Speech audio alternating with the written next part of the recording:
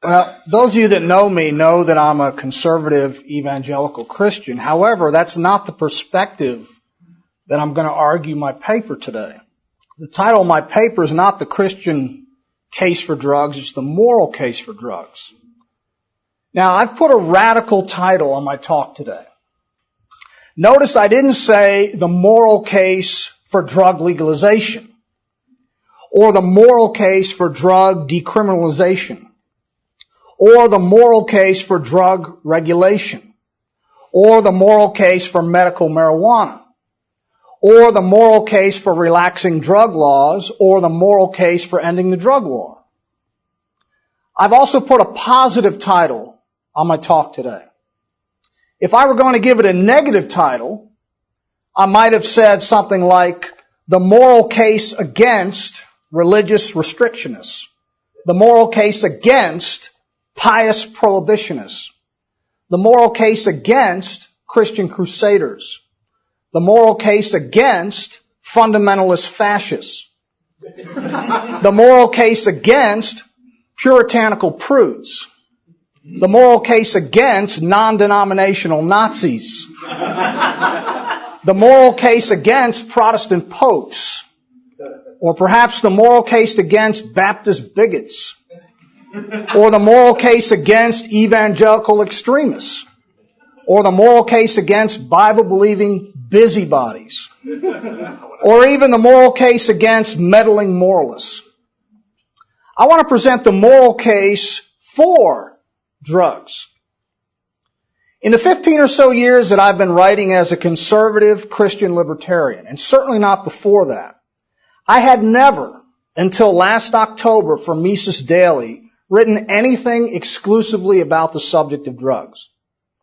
My hesitation in doing so was not because I only recently came to the conclusion that the war on drugs was a monstrous evil. To the contrary, I can remember questioning the whole idea of drug prohibition and victimless crimes when I was just, for lack of a better term, a libertarian-leaning conservative. My hesitation in writing anything negative about the subject of drug prohibition is because of the pathetically predictable negative reaction I knew I would receive outside of libertarian circles, and especially the hysterical reaction I knew I would receive from some of my Christian brethren. I can just hear the defenders of drug prohibition now. You are a supporter of drug use. You are crazy. You are a libertine. You are a liberal. You are a pragmatist. You are a hippie. And your beard proves it. You are not considering what would happen if drugs were legalized. You're promoting the breakdown of society. You are ignorant of the harmful effects of drugs. You are indifferent to the bad consequences of drug abuse. You are ignoring the plight of drug addicts. You are sending the wrong message to young people. You are denying established cultural norms. You are against keeping our schools safe. You are lowering your standards of morality. You are undermining the family. You are focusing on money instead of morality. You are on drugs yourself. Now, drug prohibitionists who consider themselves religious would argue likewise and add, you are an antinomian. You are abdicating situation ethics. You are giving up on family values. You are accommodating today's permissive society. You're not taking a stand against sin. You are abdicating sin. You are accepting alternative lifestyles. You are compromising with the world. You are undermining Christian morality. You are rejecting Judeo-Christian ethics.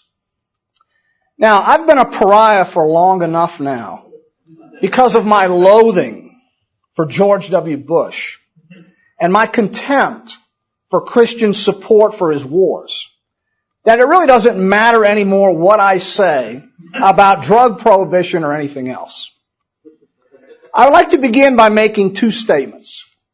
Two statements that might not seem radical to anyone attending a conference at the Mises Institute, but two statements that would get me censured or ridiculed in some political or religious circles. Statement number one.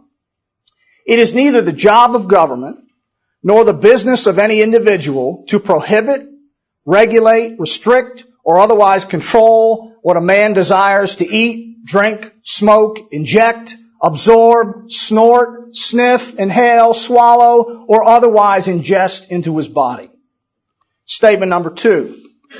There is no ethical precept in any religion or moral code that should lead anyone to believe that it is the job of government or the business of any individual to prohibit, regulate, restrict, or otherwise control what a man desires to eat, drink, smoke, inject, absorb, snort, sniff, inhale, swallow, or otherwise ingest into his body.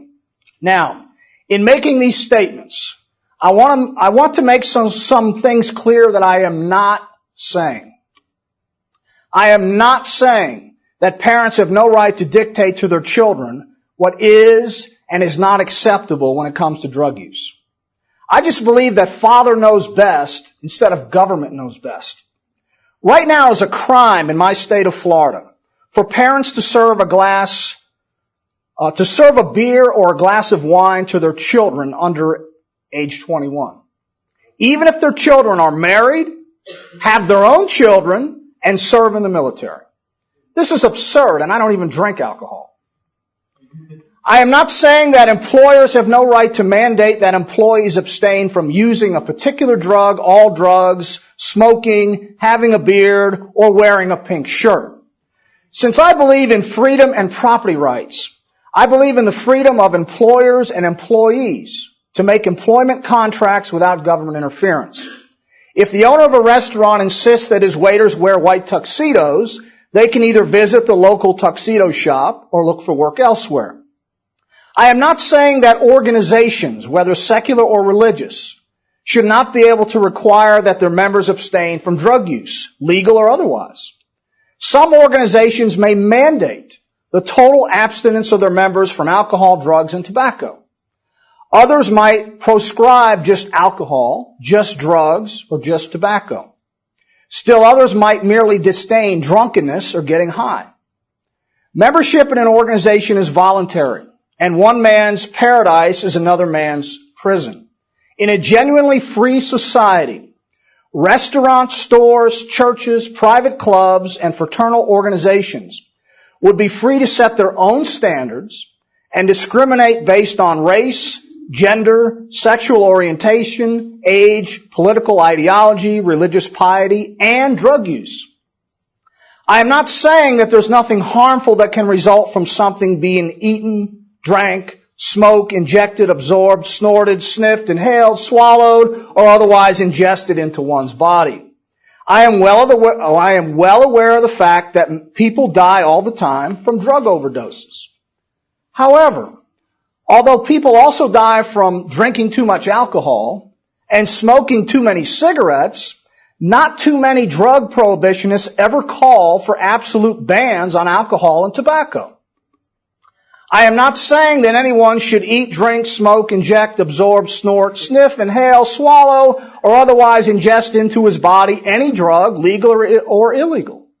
I'm not advocating that anyone take any drug, legal or otherwise. The more I read the wonderful health-related articles on LouRockwell.com, the more I'm leery of ingesting any drugs, including over-the-counter medications and FDA-approved physician-prescribed drugs. I'm not saying that I think it is acceptable for anyone to take drugs for any reason other than for medicinal or therapeutic purposes. I consider any other use to be a vice. But as the 19th century political philosopher Lysander Spooner reminded us, vices are not crimes. I'm not saying that I approve of school bus drivers smoking a joint while they drive their buses, or mechanics getting buzzed while they repair your car, or people walking around stoned in public.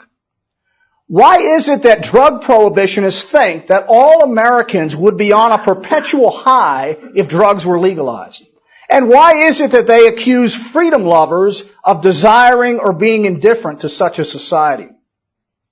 I am not saying that individuals and organizations should not be concerned about drug abuse. Most of the negative externalities that result from people taking drugs are due to the government's war on drugs. In the absence of drug prohibition, drug abuse could be handled the same way as alcohol abuse. By families, friends, churches, rescue missions, Alcoholics Anonymous type programs, physicians, psychologists, and treatment centers. All I am saying is that I want the government out of my body. I want the state out of my home, my car, my job, my boat, my church, my family, my club, my doctor's office, my insurance company, my bedroom, and my life. Now, I also want the government's troops out of every foreign country, but that's another lecture for another day. All I'm saying is that it should be none of anyone's business, as far as the law is concerned, if someone wants to get drunk, high, or stoned in a hotel bar, at a social event, or in his own home. All I'm saying is that it is unjust to lock someone up in a cage for smoking a plant. All I'm saying is that I want the government to take its hands off not only my drugs, but my bong, my crack pipe, and my rolling papers. Now, I don't own any drug paraphernalia, and would buy neither drugs nor drug paraphernalia, even if they were legal, but just the same. I want the government to keep its hands off my property, and your property, and your property, and your property. In the end, it all comes down to property and freedom, as I will argue throughout this paper. Although evangelical, fundamentalist, independent, and other conservative Christians are some of the first groups that come to mind that zealously back drug prohibition, this is far from a religious issue. The myriad of drug laws in this country, and around the world for that matter, cannot be laid at the feet of conservative Christians. Support for drug prohibition can be found across the political and religious spectrum, encompassing liberals and conservatives, Democrats and Republicans, atheists and theists, the religious and the irreligious. I have heard it said by some libertarians that deep down inside of every man there beats the heart of a libertarian. I disagree. I think rather, and not just on this issue, that there beats the heart of a statist, an authoritarian, and a busybody who wants to remake society in his own image and compel others to live in ways that he approves of. There is no shortage of Americans willing to kill for the military, torture for the CIA, wiretap for the FBI, destroy property for the DEA, and grope for the TSA. Speaking as a libertarian believer in moral absolutes in general, and the ethical principles of the New Testament in particular, I reject federal, state, and local drug prohibition of any kind. I am against drug criminalization, drug regulation, drug restrictions, drug licensing, drug taxing, drug oversight, drug testing, and drugs limited to just medical use. Believers in a free society should challenge all laws on drug trafficking, drug manufacturing, drug sales, and drug use. They should object to the 750,000 arrests of Americans every year for marijuana possession. They should protest the incarceration of tens of thousands of Americans for drug-related offenses. They should contest the Harrison Narcotics Act of 1914, the Marijuana Tax Act of 1937, the Comprehensive Drug Abuse Prevention and Control Act of 1970, the Chemical Diversion and Trafficking Act of 1988, the Illicit Drug Anti-Proliferation Act of 2003, and the Combat Methamphetamine Epidemic Act of 2005.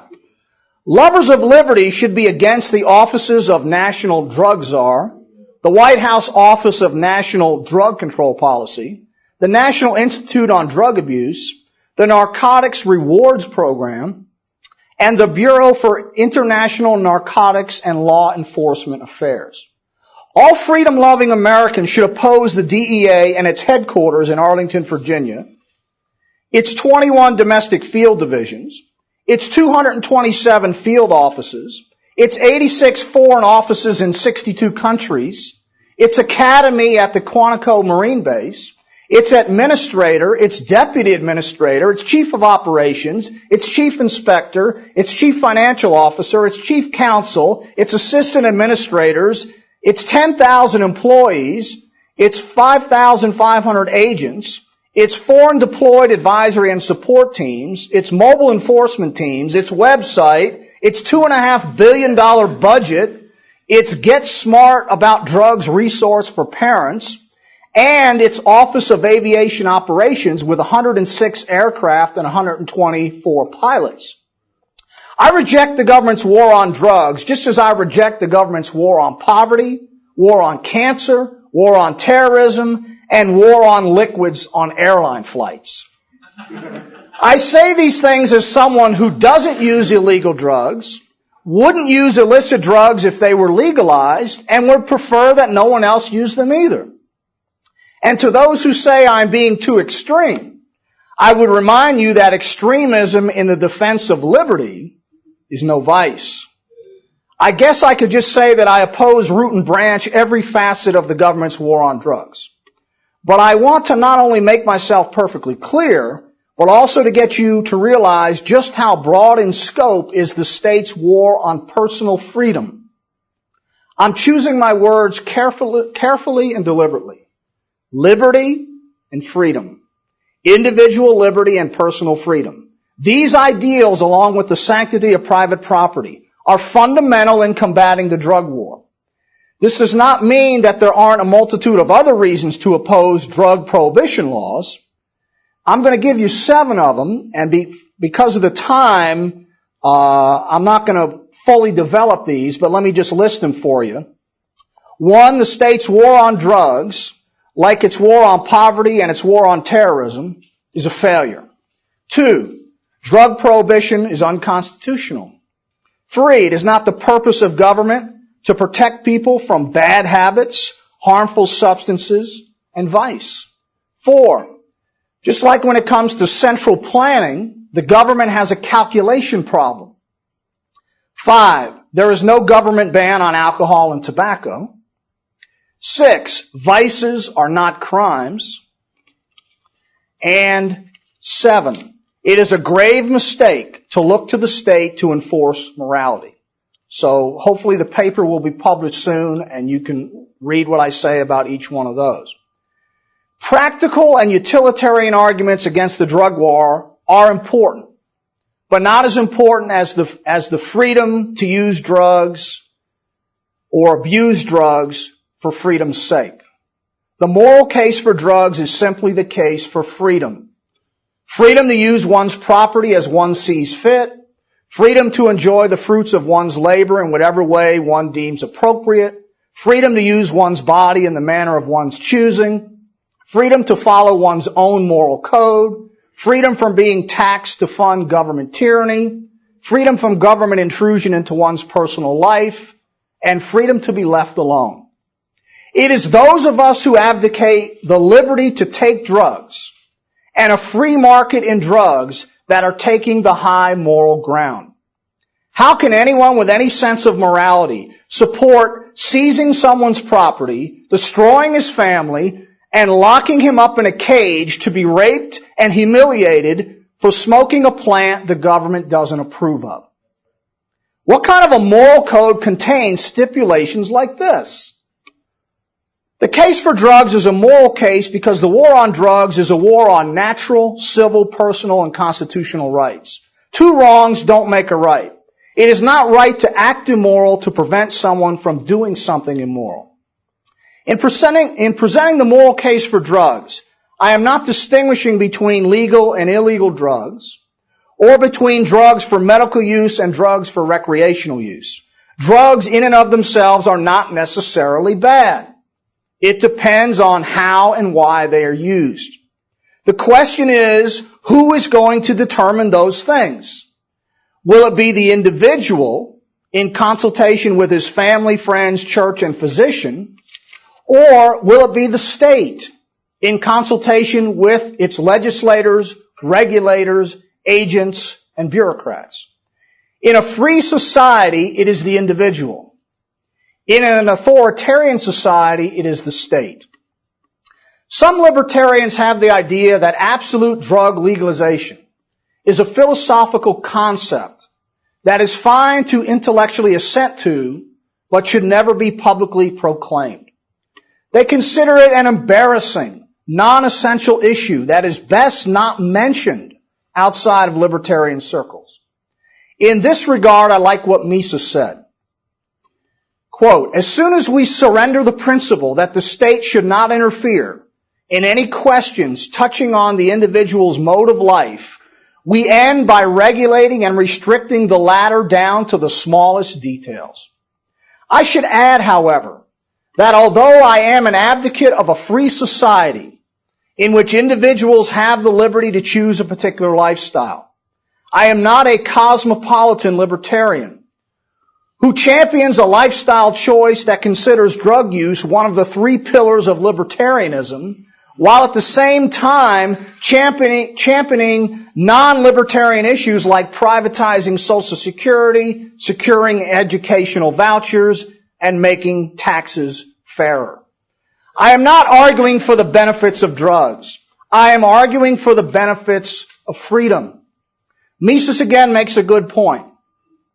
A free man must be able to endure it when his fellow men act and live otherwise than he considers proper. He must free himself from the habit, just as soon as something does not please him, of calling for the police. I am not optimistic about the drug war ever coming to an end. I am optimistic, however, about the message of freedom reaching people who are willing to receive it, thanks to the efforts of organizations like the Mises Institute. Thank you.